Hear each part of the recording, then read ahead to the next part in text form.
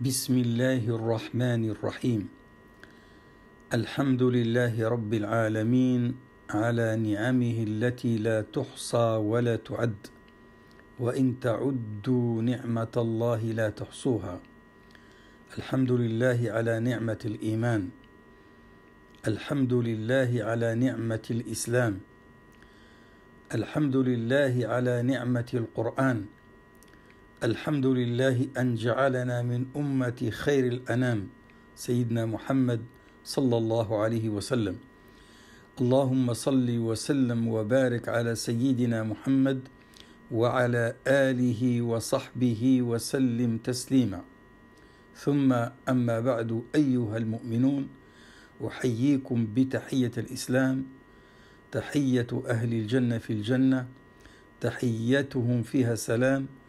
السلام عليكم ورحمة الله تعالى وبركاته.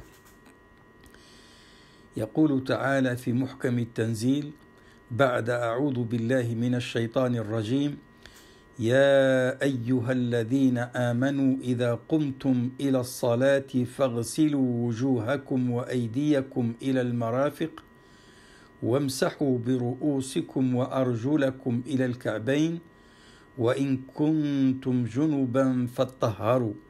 الآية رقم 6 من سورة المائدة. لقد كرم الإسلام البدن فجعل طهارته التامة أساسا لا بد منه لكل صلاة، وجعل الصلاة واجبة 5 مرات في اليوم، وكلف المسلم أن يغسل جسمه كله غسلا جيدا في أحيان كثيرة تلابسه غالبا، وتلك هي الطهارة الكاملة. وفي الأحوال المعتادة اكتفى الإسلام بغسل الأعضاء والأطراف التي تتعرض لغبار الجو، وتتعرض أيضا أثناء الأشغال إلى بعض الأوساخ أو الأعضاء التي يكثر الجسم إفرازاته منها كالأنف والفم والأذنين، ويتم كل هذا بإسباغ الوضوء.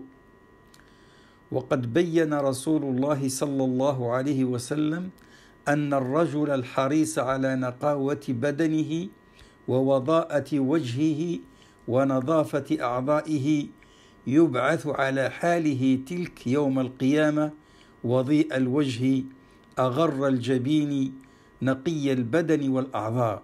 الله أكبر، الله أكبر. إن كنت نظيفا في هذه الدنيا فستبعث نظيفا يوم القيامة. عن أبي هريرة أن النبي صلى الله عليه وسلم زار المقابر فقال: السلام عليكم دار قوم مؤمنين، وإنا إن شاء الله بكم عن قريب لاحقون، وددت أنا قد رأينا إخواننا. قالوا: أولسنا إخوانك يا رسول الله؟ قال: أنتم أصحابي وإخواننا الذين لم يأتوا بعد. فقالوا: كيف تعرف من لم يأت بعد من أمتك يا رسول الله؟ قال: أرأيت لو أن رجلا له خيل غر محجلة بين ظهري خيل دهم بهم ألا يعرف خيله؟ قالوا: بلى يا رسول الله. قال: فإنهم يأتون غرا محجلين من الوضوء. رواه الإمام مسلم. وفي رواية: وأنا فرطهم على الحوض. نسأل الله تعالى أن نكون منهم، اللهم آمين. Chers frères, chères sœurs, Allah a dit: ô vous qui croyez, lorsque vous vous levez pour accomplir la salat, lavez vos visages et vos mains jusqu'au coude. Passez les mains mouillées sur vos têtes et lavez-vous les pieds jusqu'aux chevilles. Et si vous êtes en état d'impureté majeure, alors purifiez-vous. Surat al-Ma'idah, verset numéro 6.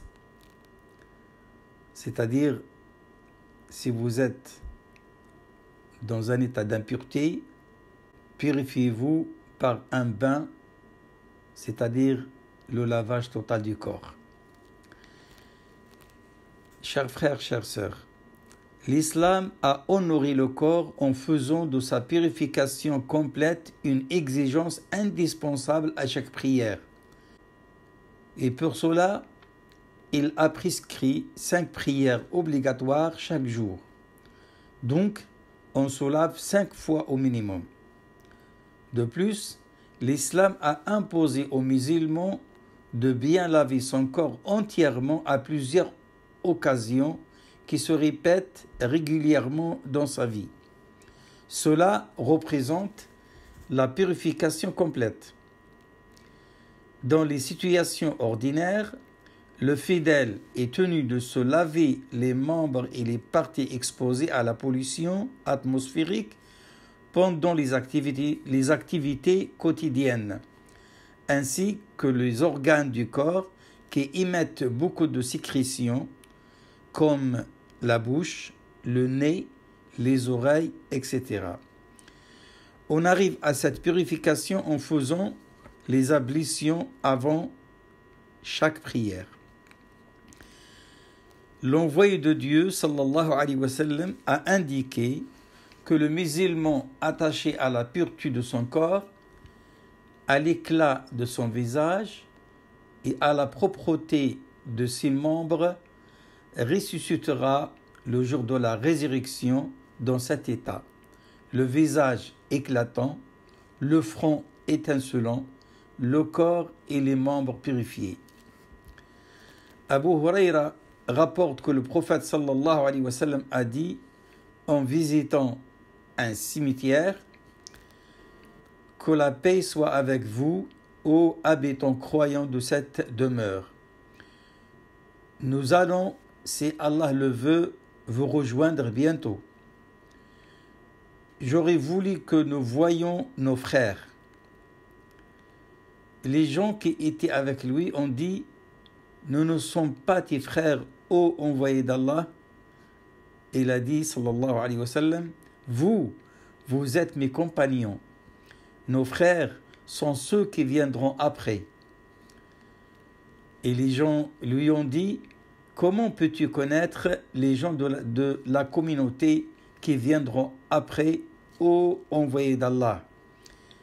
Il a dit, sallallahu alayhi wa sallam: voyez-vous un homme qui a des chevaux balsans avec des taches blanchâtres aux pieds, au milieu de chevaux gris et marrons? Reconnaîtra-t-il ces chevaux?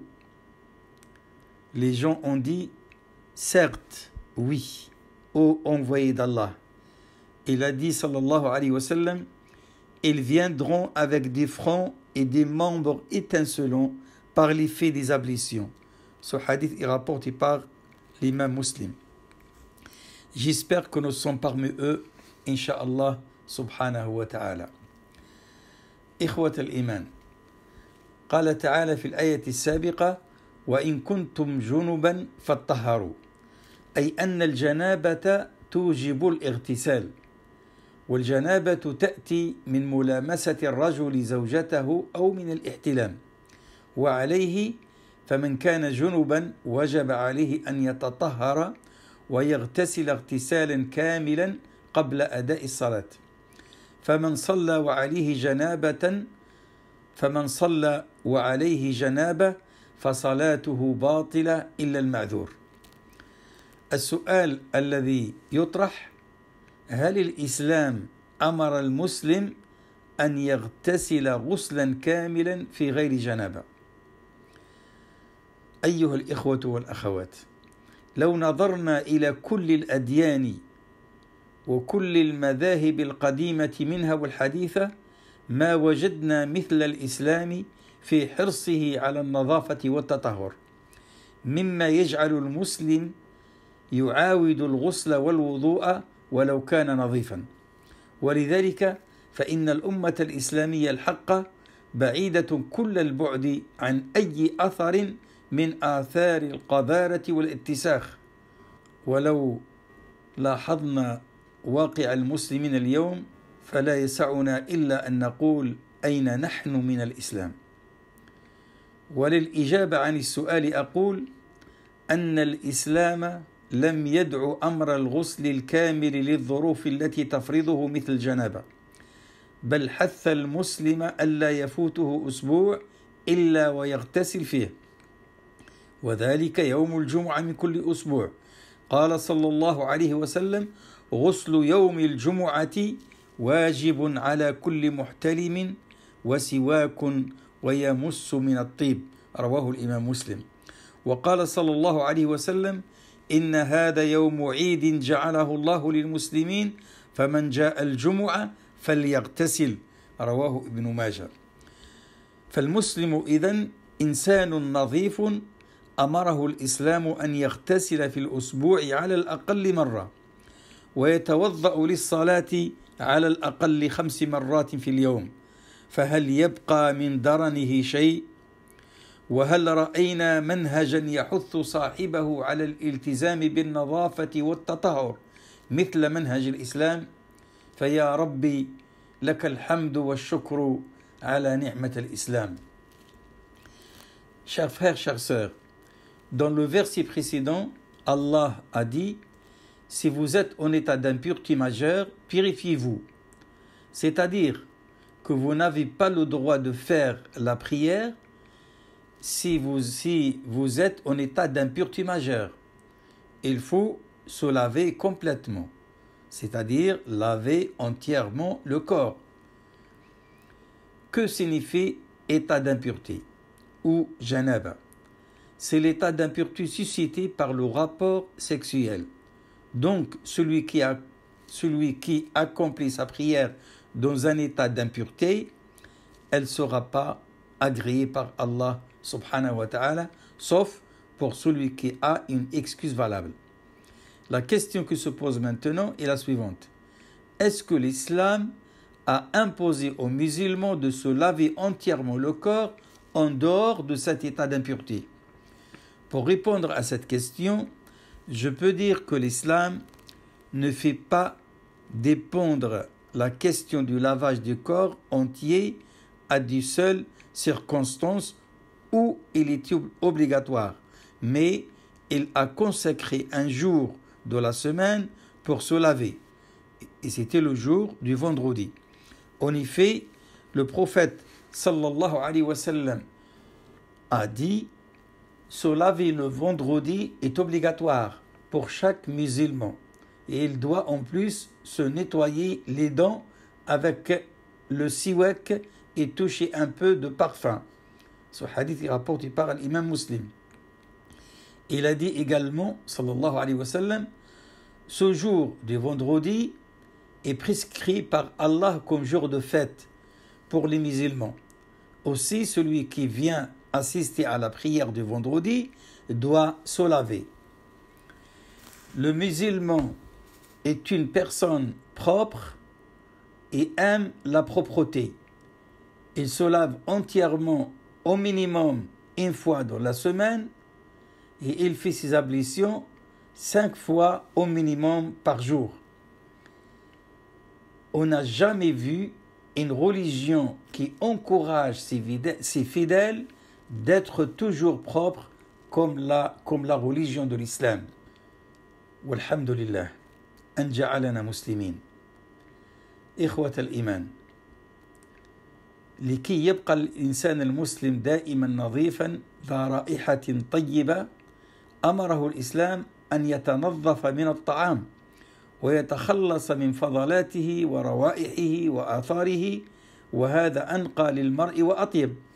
قال صلى الله عليه وسلم: بركة الطعام الوضوء قبله والوضوء بعده، رواه أبو داود. وقال صلى الله عليه وسلم: تخللوا فإنه نظافة، والنظافة تدعو إلى الإيمان، والإيمان مع صاحبه في الجنة. حديث رواه الطبراني. وعن أبي أيوب رضي الله عنه قال: خرج علينا رسول الله صلى الله عليه وسلم فقال: حبذا المتخللون من أمتي.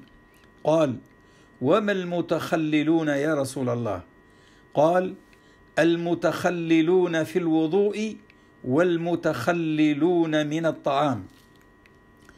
أما تخليل الوضوء فالمضمضة والاستنشاق وبين الأصابع، وأما تخليل الأسنان فمن الطعام. وإنه ليس شيء أشد على الملكين من أن يريا بين أسنان صاحبهما طعاما وهو قائم يصلي. حديث رواه الإمام أحمد. إخوة الإيمان، إن عناية الإسلام بتطهير الفم وتنظيف الأسنان وتنقية ما بينها من رواسب الطعام لا نظير له في وصايا الصحة القديمة والحديثة. قال صلى الله عليه وسلم: تسوكوا فإن السواك مطهرة للفم مرضاة للرب. ما جاءني جبريل إلا أوصاني بالسواك حتى لقد خشيت أن يفرض علي وعلى أمتي. رواه ابن ماجه. إن الذي يلاحظ أمراض الفم واللثة التي تصيب الإنسان الذي لا يهتم بنظافة فمه وأسنانه يدرك سر مبالغة الإسلام وحثه للمسلم على دلك أسنانه بالمواد الحافظة لرونقها وسلامتها. قال صلى الله عليه وسلم: لقد أمرت بالسواك حتى خشيت أن أدرد، أي أن تسقط أسناني من شدة الدلك. فالحمد لله على نعمة الإسلام، وكفى بالإسلام نعمة. Chers frères, chères sœurs, l'islam a également imposé une hygiène alimentaire. En plus de sa recommandation des ablutions avant et après les repas, il a recommandé aux musulmans de se débarrasser des restes des aliments qui restent entre ses dents et dans sa bouche.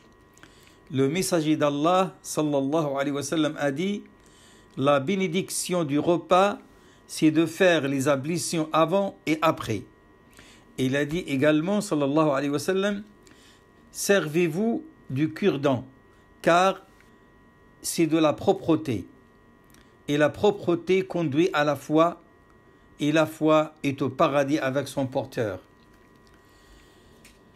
Mes frères, mes sœurs, le soin apporté par notre religion à l'hygiène de la bouche et à la propreté des dents et au nettoyage des gencives n'a pas d'équivalent dans les règles d'hygiène anciennes et modernes. Pour cela, le messager d'Allah sallallahu alayhi wa sallam a dit: appliquez le siwak, car le siwak purifie la bouche et procure l'agrément du Seigneur.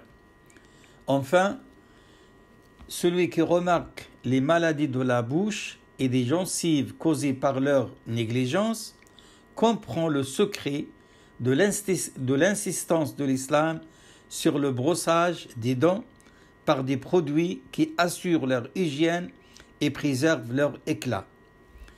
Le messager d'Allah sallallahu alayhi wa sallam a dit: on m'a tellement ordonné d'user du siwak que j'ai craint pour la solidité de ma dentition. Falhamdulillahi ala ni'mat al-islam, wa kafa bil islami ni'ma. Allahumma allimna ma yanfa'una, wanfa'na bima 'allamtana, وزدنا علما وإيمانا. اللهم إنا نسألك موجبات رحمتك وعزائم مغفرتك والسلامة من كل إثم والغنيمة من كل بر والفوز بالجنة والنجاة من النار.